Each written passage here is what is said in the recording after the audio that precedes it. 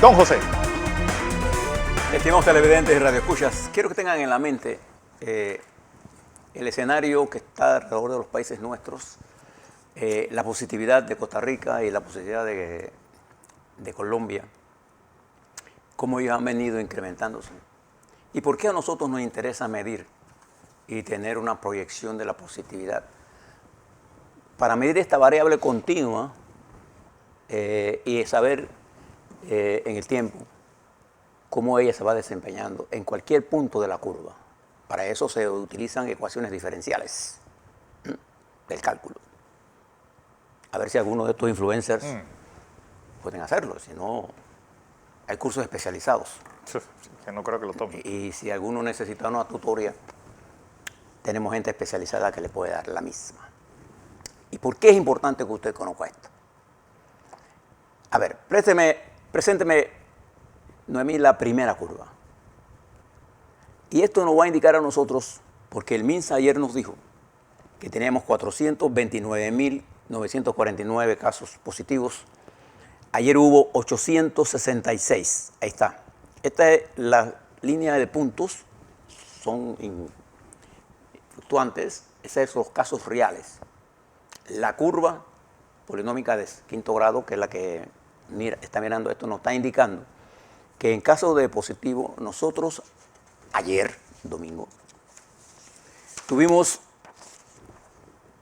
realizamos 9.523 pruebas, realizamos el sistema, con 866 casos, la positividad en 9.1%.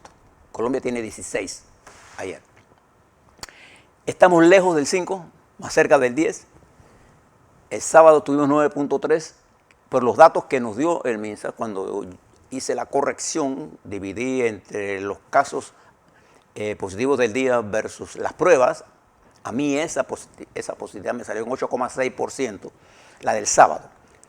Entonces, si usted mira, vamos en ascenso, en la positividad. Le voy a dar algunas cifras. Tengo aquí una gráfica, a ver, maestro, si me ayuda a quitar esta gráfica. No la voy a poner en la televisión.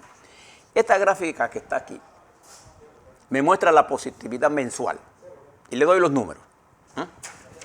Si usted mira los números en abril, Fernando, la positividad nuestra mensual de ese mes fue de 4.1. Si mira en mayo, la positividad del mes de mayo, o sea, todo el mayo, el promedio, esto es una X barra, promedio. No es ninguna variable continua, esto es simplemente el promedio, todo lo que pasó dividido entre 30. La positividad de junio subió a 7,5 y la positividad de julio está en 8,6. ¿Qué nos está indicando?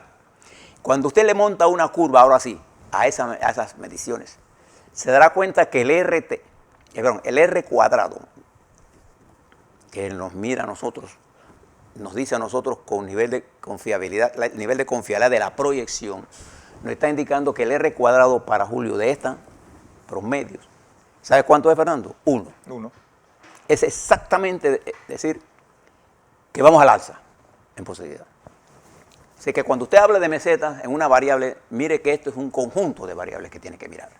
Bien, pásame a la siguiente gráfica. Ahí está. Cuando usted mira los casos activos, estuvimos bajando los casos activos la semana pasada, sí. Pero fíjese lo que ha pasado del sábado al domingo. Ha venido subiendo. Y va subiendo porque la positividad va subiendo. Y los casos activos hoy se sitúan en 13,195, por debajo todavía de las que teníamos en ese junio fatal que tuvimos.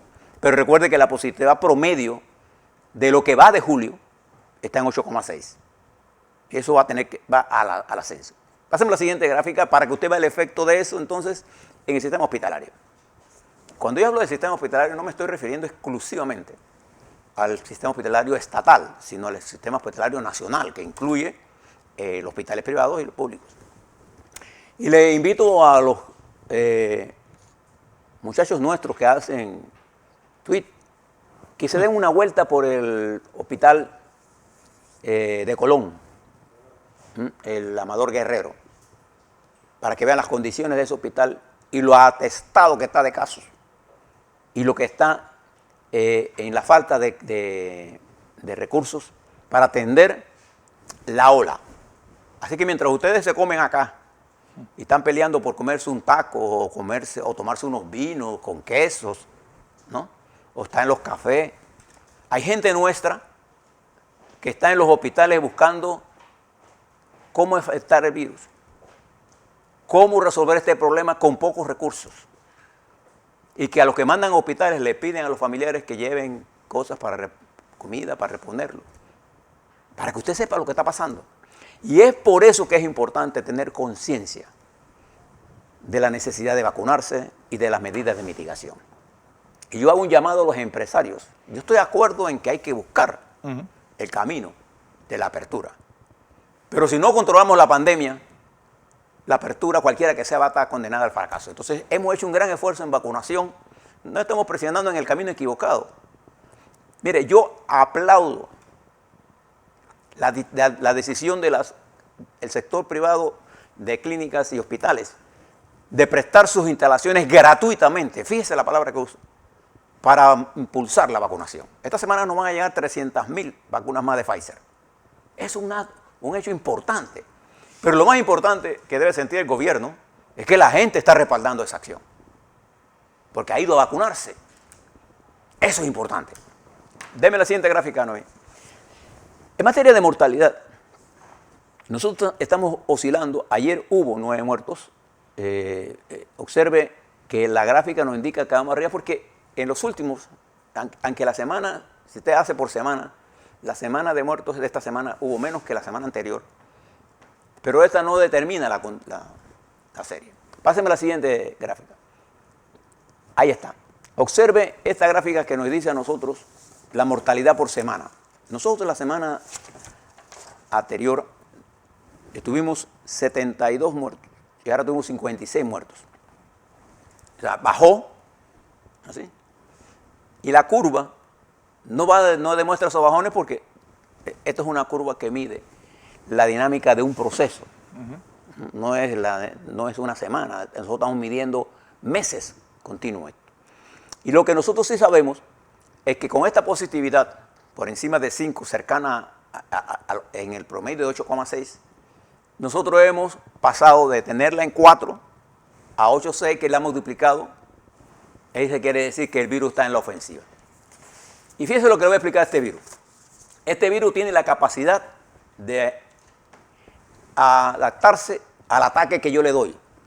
Pero su cuerpo, al ser vacunado con AstraZeneca o con Pfizer, que es la que estamos usando aquí en Panamá, también tiene la capacidad de mejorar su respuesta en el sistema inmunológico suyo especializado para atacar el virus.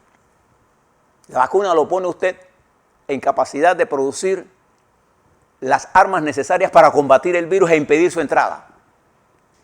Pero en el caso de que pueda entrar, ha generado suficiente capacidad para que usted pueda combatirlo adentro. La importancia de vacunarse. Y la importancia de reducir lo máximo la positividad por debajo de 5 para mantener el virus lejos mientras vacunamos la mayor cantidad de gente. Entonces hay que poner la presión donde es. Se puede hacer aperturas económicas con disciplina. No, porque hay gente que lo que quiere apertura es para ir a tomar vino y poder estar charlando con los amigos. Bueno, esta no es la época de tomar vino, esta es la época de cuidar el país en salud y en la economía. Bien. Otra cosa que le dejo estos números hasta ahí. Esa es la positividad. Nosotros tenemos un promedio, si usted lo mira mensualmente, el promedio hasta julio, hasta ayer, es de 8,6% positivo. En abril estaba en 4,2. Ahí tiene simplemente el doble. Quisiera hablarle sobre una cosa que le escuché a Juan Carlos Tapia. Esta guerra portuaria, o esta guerra de algunos que quieren representar una guerra portuaria. Porque en realidad yo le puedo decir que entre los puertos el manejo es bastante eficiente. Y hay buenos manejos profesionales. Y nosotros hemos logrado que este sistema portuario integral funcione bien. Pero aquí hay una gente, algunos dueños de canales y algunos dueños de medios de comunicación, con una campaña abierta tratando de enfrentar puerto contra puerto. Pero así como nosotros creemos que los contratos se respetan, hubo 2 contratos que se dieron antes Sí. y estaban estipulados por el contrato que era por el total del tiempo. Que pagan menos, pero hicieron menos bulla. Adivine por qué. Porque los dueños tienen Medio. medios. Y a los otros que no tienen medios le sacan al año. Entonces esto no puede seguir. Igual le quiero decir que cuando usted quiera estudiar algún tema, no cometan la irresponsabilidad de que todo lo que usted escuchen por ahí, nútrase. El deber de un periodista, el deber de una persona que se para frente a un micrófono, no es estar escuchando bochinches y pretender creer que lo que él dice es la verdad. El deber de un periodista es reportar, y reportar las 2 partes, y no creerse que eres el juez, el fiscal y la última palabra, de la última Coca-Cola del desierto. No, porque lo que están llevando al periodismo es cada vez más mediocre, hasta que va a desaparecer, porque el juicio suyo no es periodismo. Lo que es periodismo es dar los hechos. Estar especulando porque yo creo, porque a mí me dijeron, que yo oí, no. En la ley son los números, son las ecuaciones, y para eso hay que estudiar. Este virus nos ha enseñado muchas cosas, Fernando. Una de ellas es tener que basar nuestro análisis en el conocimiento científico técnico de lo que estamos manejando. Igual pasa en la política. La política es una ciencia. Igual pasa en el periodismo. El arte de buscar la verdad exige de usted responsabilidad.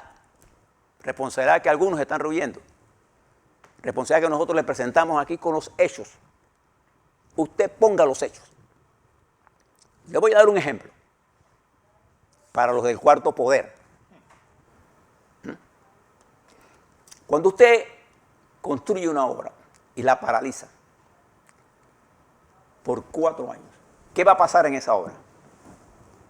A ver, primero se deteriora las varillas de acero que están expuestas al aire, se oxidan.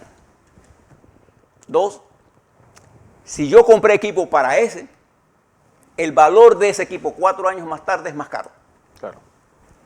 Y lo primero que yo tengo que hacer es hacer un análisis de cómo yo recibí esa obra. Tengo que hacer un análisis estructural. Y no sabemos lo que va a encontrar. Cuando usted mira estas cosas, tiene que pensar. Pero para pensar hay que estudiar. El simplismo es aterrador. Y fíjese que ese simplismo ha llevado a la destrucción de los sistemas políticos, no solamente en nuestra región. La primavera árabe produjo miles de muertos. Millones La destrucción de 2 países, Libia y Siria. Y Túnez. Y Túnez. Y Egipto. Y Egipto, Libia. La destrucción de la incredibilidad en América Latina está arrasando. Está costando dinero. Gente que muere. Entonces usted tiene una responsabilidad. Una responsabilidad que ustedes están rehuyendo y que algún día van a tener que enfrentar con los hijos suyos. Sí. Yo hago un llamado. Usted va a cubrir el juicio de Martínez. Espérese las 2 cosas. Usted va a cubrir el juicio y va a emitir un criterio si alguien robó o no. Tenga la precaución de saber si la prueba suya es de verdad idónea o si usted es fiscal o si ese es su deber. El deber suyo es informar las 2 partes con libertad. Pero su libertad no le permite a usted violar los derechos humanos al que usted se refiere. Y ahí dentro de ese grupo del llamado cuarto poder hay un abogado que debe saber cuáles son los derechos que él no puede vulnerar. Entre ellos la presunción de inocencia o de la presunción o el estado de inocencia consagrado en la libertad como un derecho humano. Los demás podrían hacerlos, pero tampoco tienen ese derecho, porque al hacerlo están violando la ley. Entonces usted no quiere ser transparente para una cosa y para otra no. Entonces creo que este camino, incluso del COVID, nos ha enseñado, y observen los medios de comunicación internacionales, los charlatanes han sido desplazados y han surgido las ciencias, los que saben, los matemáticos, los especialistas en proyecciones, los que saben de cálculo diferencial, los que saben de inmunología, de epidemiología, de biología molecular, los que saben de economía, los que hacen periodismo. Y observe lo que está pasando. Se está produciendo una ola de ataques masivos contra las estructuras democráticas en los Estados Unidos por parte de China y Rusia. En los países nuestros, por parte de poderes económicos. Miren lo que pasó, acaba y sigue ocurriendo en Perú.